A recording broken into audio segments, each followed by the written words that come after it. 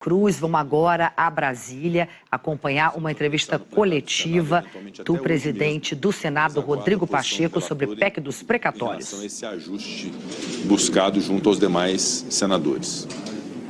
Seria o primeiro item ou só seria aberta a sessão? A partir desse entendimento? Se houver o sinal verde do relator em relação a essa possibilidade de um acordo mais amplo, e havendo certa pacificação no texto da PEC dos precatórios, nós podemos colocar já como primeiro item na sessão de hoje. Mas eu aguardo a posição do relator e, eventualmente, se não for possível, se não evoluir a tempo, nós temos diversos indicados que já foram sabatinados, outros que já tinham sido sabatinados e que está pendente de apreciação no plenário, nós podemos também começar pela apreciação dessas indicações hoje. Então, a ordem dos fatores não altera tanto a soma assim.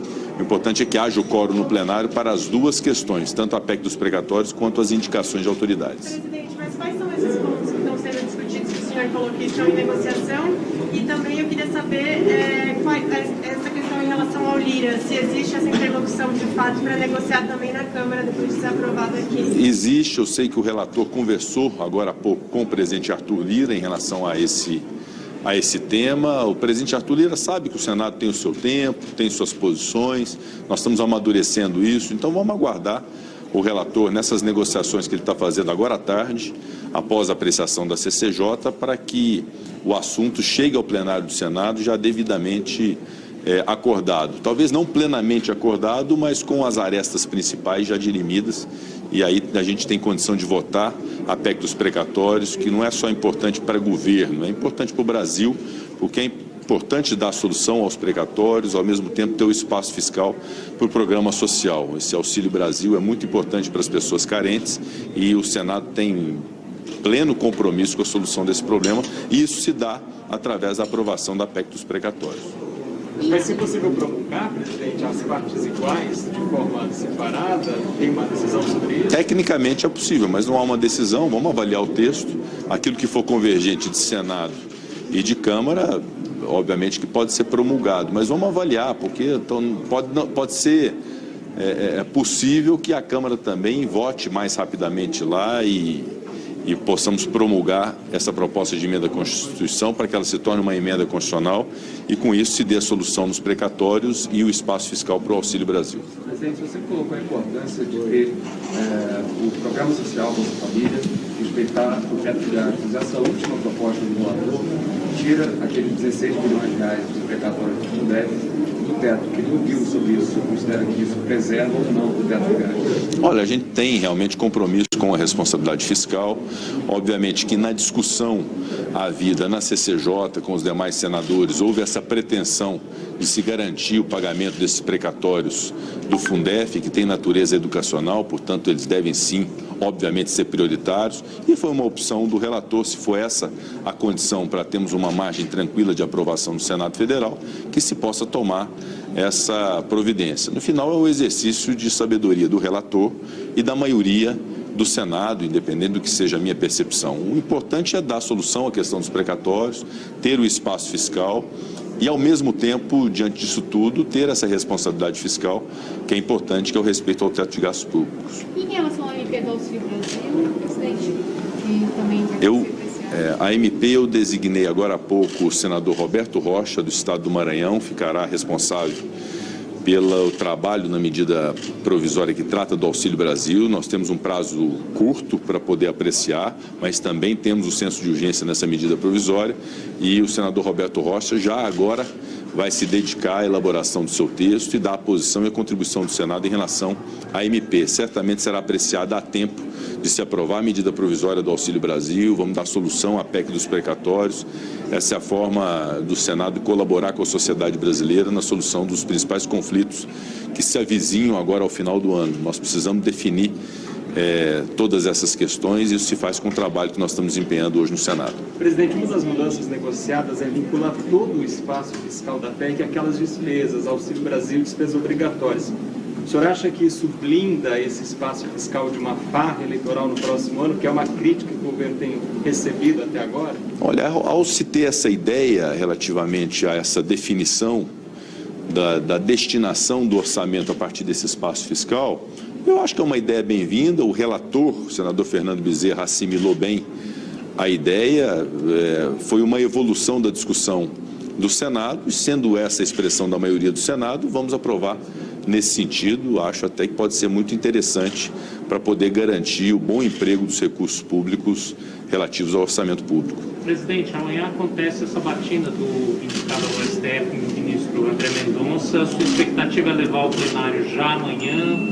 Qual a sua expectativa sobre? Nós temos vários indicados já sabatinados, amanhã nós teremos outras sabatinas, inclusive do ministro André Mendonça. A intenção é levar e tentar esgotar ao máximo a apreciação dessas indicações pelo plenário do Senado. O tempo é de fato exíguo, porque hoje, se nós votarmos a PEC dos precatórios, vai tomar boa parte da sessão na discussão desse tema, mas temos ainda quarta-feira, quinta-feira, e se não for suficiente também o esforço concentrado dessa semana, não há problema algum, podemos pedir um novo esforço concentrado ou decidir por um novo esforço concentrado.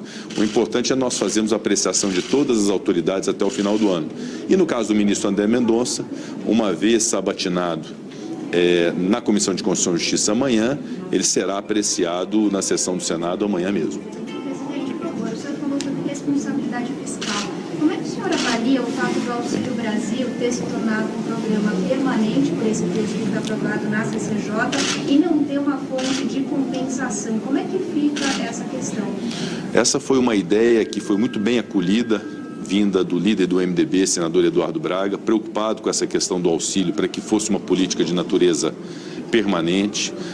O relator buscou, então, construir uma solução para isso, aceitou essa previsão e agora cabe à política essa definição da fonte de custeio, e é o ideal que haja, ao invés de incremento a partir da criação de impostos ou de uma nova tributação, que se possa fazer a partir da readequação do orçamento, do corte de gastos públicos, para que possa haver a sustentação do programa social. A questão é que a prioridade absoluta em termos de gastos é o gasto com o Auxílio Brasil, com a política de assistência às pessoas carentes. E, naturalmente, que a fonte disso deve ser dada pelo próprio orçamento, de preferência com corte de gastos públicos. Presidente, a consultoria de orçamento do Senado divulgou ontem uma nota técnica alegando que o ato conjunto das mesas descumpre a decisão do Supremo referente às emendas de relator, e que é possível, sim, que os relatores gerais tinham uma documentação, algum tipo de documentação das emendas que foram distribuídas e dos seus autores.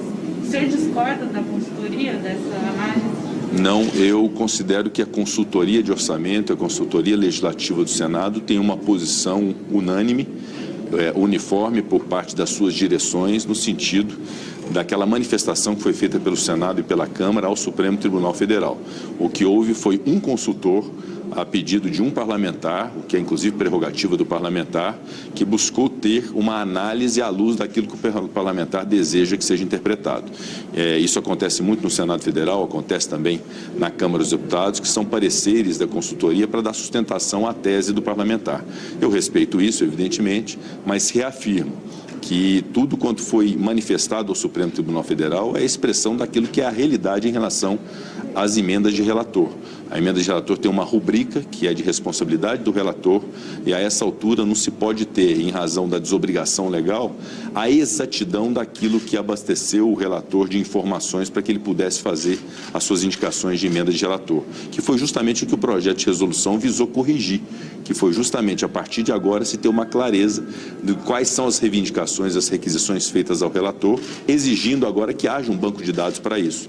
O que eu não posso, como presidente do Congresso Nacional, agora é buscar informações em papéis ou informações oficiosas e inexatas para poder formar um bojo de informações que não serão exatas e prestá-las ao Supremo Tribunal Federal, até porque a lei não determinava assim. Há até um equívoco da lei que está buscando ser corrigido agora com esse projeto de resolução.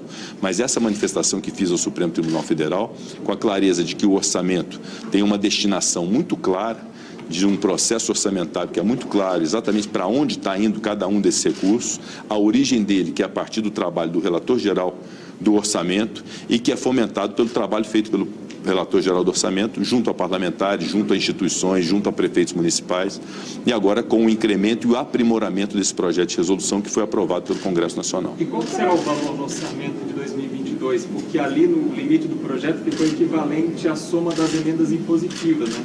Isso pode chegar a 17 bi. É esse o valor? O projeto de resolução, além de dar esta obrigatoriedade que antes não existia ao relator geral do orçamento de identificar as requisições, as reivindicações de cada uma das emendas por ele, de responsabilidade dele, também traz no bojo dessa resolução uma obrigação que me parece também interessante, que é conferir limitações orçamentárias ao relator geral do orçamento, para que as suas indicações, a partir de suas rubricas, sejam tão somente na soma das emendas individuais e emendas de bancada. Portanto, um teto referente a essas emendas de relator. Agora, o valor exato, eu confesso que eu não sei quanto seria, mas é um dispositivo de ordem qualitativa muito interessante, porque ele dá limitações ao relator, e isso, obviamente, foi da avaliação dos deputados e dos senadores para que houvesse a aprovação do projeto de resolução. Eu acho que isso ajudou muito, porque além da transparência maior ainda desejada pelo Supremo na sua decisão, houve, além disso, o estabelecimento desse teto daquilo que o relator geral do orçamento pode indicar na sua peça orçamentária. Presidente, o espaço para a emenda de relator está vinculado à aprovação da PEC dos precatórios? Desculpa, qual é? O espaço para a emenda de relator está vinculado à aprovação da PEC dos precatórios? Não há essa vinculação. A PEC dos precatórios confere uma solução ao problema dos precatórios, que é um direito de quem é credor e uma obrigação de quem paga, no caso a União, obedecendo que é a imposição do Supremo Tribunal Federal dos 89 bilhões, ao mesmo tempo estabelecendo negócios jurídicos possíveis para poder zerar os precatórios, dando o espaço necessário para poder haver, inclusive, especialmente, programa social. É esse o objetivo. As emendas de relator, ela tem sua natureza, agora com esse aprimoramento do projeto de resolução, eu espero muito que esse orçamento possa ser destravado, que possa haver a sua execução e ser aferido para e passo cada um desses encaminhamentos, cada uma dessas emendas, com a clareza que todos nós queremos. O que definitivamente não dá é para criarmos informações a essa altura, buscarmos informações a essa altura que não terão caráter oficial, que não terão caráter de exatidão, porque a lei, antes, bem ou mal, a lei não exigia, por parte do relator, a coleta e um banco de dados específicos em relação a isso. É um trabalho do relator que se presume de boa-fé e que deve se confiar para que possa haver a execução desse orçamento para beneficiar milhares de pessoas. São contratos de pavimentação, são contratos de obra, muitos recursos da saúde, ouso dizer até que os recursos mais substanciais de saúde, para cirurgia eletiva, para medicamentos, para atenção de média e alta complexidade, Brasil todo está nas emendas de relator, estão nas emendas de relator, então é muito importante nós buscarmos um consenso que possa dar solução a isso.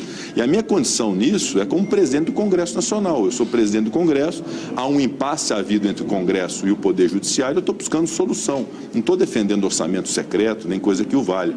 Aliás, eu assumi essa condição justamente para poder dar uma equação que seja uma equação melhor para os brasileiros, porque querem ver o orçamento aplicado nos diversos municípios do país. Essa é a razão de ser da minha atuação nesse assunto. Mas, presidente, o projeto diz que os autores reais, digamos assim, das emendas poderão ser sociedade civil e prefeitos. E aí o parlamentar não ficaria ainda blindado se ele indicasse para um prefeito ou para uma entidade, por exemplo? A partir do momento que nas emendas parlamentares você tem...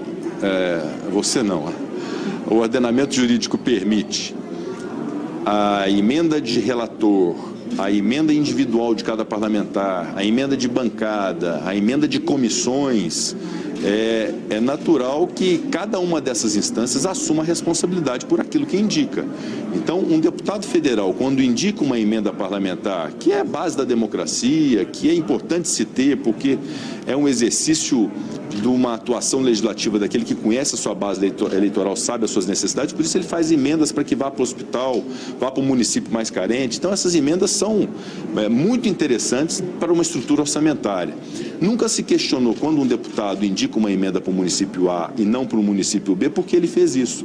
Ele tem critérios discricionários de natureza política, do conhecimento que ele tem. Isso se aplica também ao relator. O que o projeto de resolução faz é que o relator, considerando que ele tem uma responsabilidade sobre todo o orçamento do Brasil, ele possa discriminar as requisições que lhe foram feitas. E aí é possível se identificar para onde está indo esse recurso, é para o hospital específico no município tal. É possível, então, identificar se aquela execução orçamentária está sendo bem feita. Isso já é possível hoje. O que nós vamos identificar agora é o hospital é que requereu aquele recurso, ou foi um parlamentar, ou foi um prefeito municipal, ou foi uma associação. Então, essa clareza que, de fato, se busca com a resolução, na linha do que foi a decisão do Supremo Tribunal Federal, lembrando que em qualquer situação que seja a atual, seja a passada, seja essa futura com a proposta de resolução, há uma clareza. Todo recurso, ele tem um endereço certo e apurado. É perfeitamente possível identificar para onde está indo cada centavo do recurso público a partir de emendas de qualquer natureza. Essa é uma desinformação que eu vi sendo passada em alguns momentos, dizendo que era um recurso que não se sabia para onde ia. Não, não tem isso. O recurso, ele vai especificamente para cada ente federado, município, Distrito Federal, estados, vai para fundações filantrópicas, para santas casas, então ele é apurado. E o que nós estamos incrementando, através dessa resolução, é a possibilidade do relator, então, indicar a origem da sua informação e da sua responsabilidade de inserir aquela emenda no seu relatório geral de orçamento. É esse o objetivo do projeto de resolução. Qual é o próximo passo? Já houve um diálogo com o STF a partir da decisão de ontem no plenário do regulamento sobre as... Na verdade, ao Supremo Tribunal Federal, nós encaminhamos uma missiva do ato conjunto da mesa das duas casas, com as providências que foram tomadas de discriminação individual de cada uma das emendas parlamentares e emendas de relator, a destinação de cada uma delas, a demonstração do alcance dessas emendas de relator, todos os estados da federação, mais de 80% dos municípios alcançados por essas emendas de relator, muitos recursos na área da saúde, que é algo que nós precisamos atender de maneira mais imediata. Então, toda essa demonstração foi feita ao Supremo Tribunal Federal e, ao mesmo tempo, comunicamos ao Supremo o ingresso do projeto de resolução que ainda não estava aprovado. Ontem ele foi aprovado, com inclusive modificações por parte do relator, que foi essa limitação às emendas de relator, o relator do projeto de resolução mudando a emenda de relator, tendo então um limite, e agora nós comunicaremos o Supremo da aprovação, em que foi a aprovação dessa resolução, para que o Supremo possa então tomar a sua decisão, à luz de tudo quanto foi possível nós apresentarmos ao Supremo de absoluta boa-fé, para demonstrar a necessidade de se executar o orçamento da União no Brasil, desses recursos que, repito, é perfeitamente possível se identificar cada centavo para onde está indo. É esse nosso intuito de buscar esse consenso, resolver esse impasse e destravar o orçamento público.